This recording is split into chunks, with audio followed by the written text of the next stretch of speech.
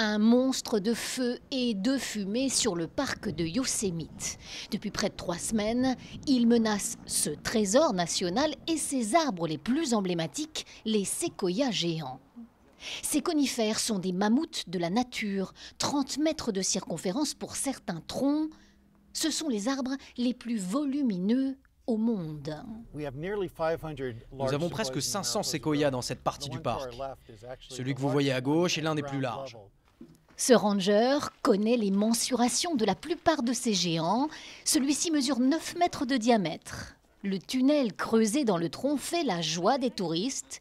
4 millions de visiteurs chaque année, dont beaucoup de Français. La puissance de la nature, c'est impressionnant. C'est énorme. Mais les touristes s'inquiètent et demandent si l'incendie va atteindre ces joyaux naturels. Le garde forestier rassure, le feu est loin et partiellement maîtrisé.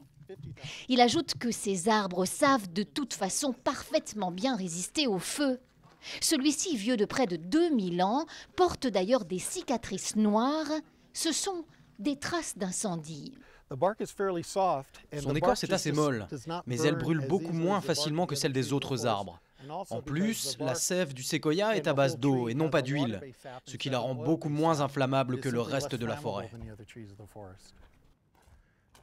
Ce séquoia a résisté à des dizaines de feux pendant ses 2000 ans d'existence. D'ailleurs, une grande partie de son tronc a été entièrement brûlée. Pourtant, il est toujours vivant. Et quand on lève la tête de l'intérieur de cet arbre, on aperçoit le ciel. Le feu est même en fait essentiel à la reproduction de ces seigneurs de la forêt. Les rangers américains provoquent d'ailleurs régulièrement exprès des incendies.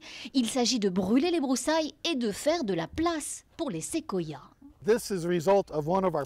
Ça, c'est le résultat d'un feu initié par nous-mêmes il y a 15 ans.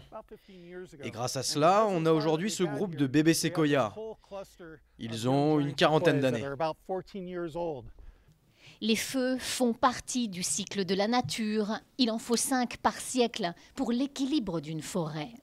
Mais celui qui menace aujourd'hui ce parc naturel est inhabituellement grand et puissant. Il faudra donc des décennies avant d'en voir les effets positifs.